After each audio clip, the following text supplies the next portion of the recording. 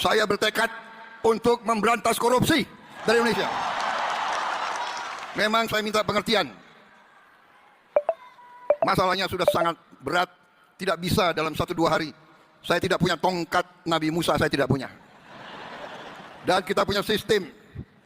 Ya, memang ini masalahnya. Anggaran dirongrong, markup di mana-mana. Saya minta menteri-menteri awasi anak buahmu, awasi pejabat-pejabatmu. Saudara sekalian, apa yang disampaikan Pak Prabowo ini, Bapak Presiden, harus menjadi apa istilahnya, ya menjadi renungan kita sebagai rakyat Indonesia ya. Beliau sudah sangat terbuka sekali ya, dan akan sangat jarang juga kita temukan presiden seperti beliau ini. Ingat saudara, terkadang itu dijaga untuk disampaikan yang menjadi kenyataan yang sebenarnya. Tapi Bapak Prabowo ini menyampaikan secara fair terhadap kita sebagai rakyat. Pertama saudara, tadi beliau sudah sangat jelas bertekad. Saya pun sebagai masyarakat menanggapinya begini. Kalau tekad itu benar, kalau tekad itu betul-betul mau diimplementasikan, tidak ada cara lain. Sering saya katakan bahwa rakyat yang harus dilibatkan di dalam upaya pemberantasan korupsi. Karena kita bicara sistem, tadi beliau juga menyinggung sistem. Sistem yang kemudian menjadikan, apa istilahnya, ruang-ruang ya, kemudian orang bisa korupsi. Salah satu cara untuk melawan sistem adalah masyarakat yang harus digerakkan. Masyarakat yang harus betul-betul dijadikan sebagai garda terdepan. Makanya saya berpendapat dengan adanya media sosial ini berikan ruang sebesar-besarnya, seluas-luasnya kepada rakyat ya, dalam hal kedaulatannya untuk ikut serta di dalam pemberantasan korupsi. Jangan dikenakan undang-undang ITE dalam waktu tertentu, dalam situasi kedaruratan korupsi ini ya. Maka saya sering mengatakan kepada Bapak Presiden harus sudah menetapkan status darurat koruptor kita ini dalam jangka waktu tertentu, misalnya fokus untuk itu. Nah, kalau ini yang dilakukan, minimal kalau bahasa candaan saya itu para koruptor itu tekanan darahnya tidak akan normal.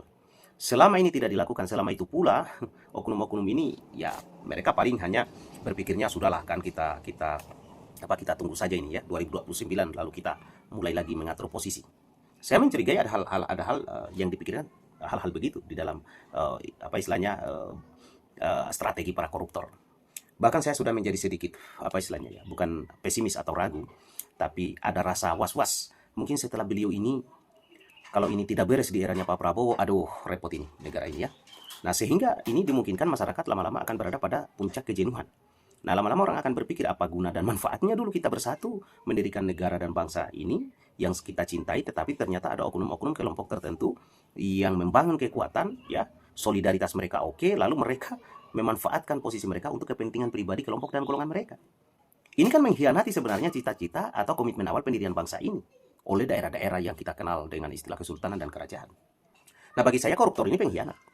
Nah sehingga rumusan hukumannya dia harus masuk kategori berat, minimal 50 tahun. Nah paling maksimal mati misalnya, atau seumur hidup.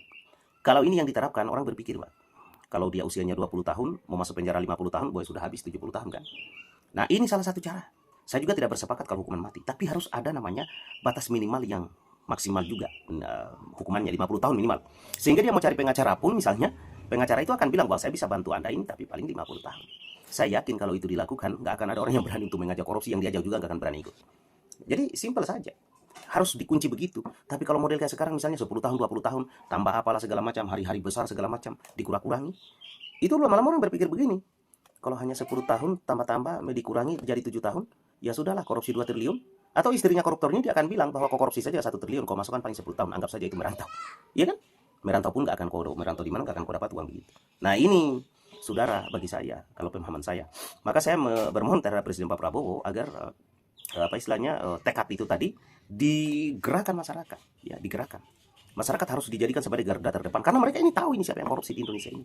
Nah itu kira-kira saya saudara ya. Tentu kita mendukung beliau luar biasa bagi saya, presiden yang mungkin akan sulit juga kita temukan ya, yang sangat terbuka terhadap publik. Mau disuap, beliau cerita bahwa saya mau disuap. Itu kira-kira saudara ya. Silakan tanggapan Anda bagaimana?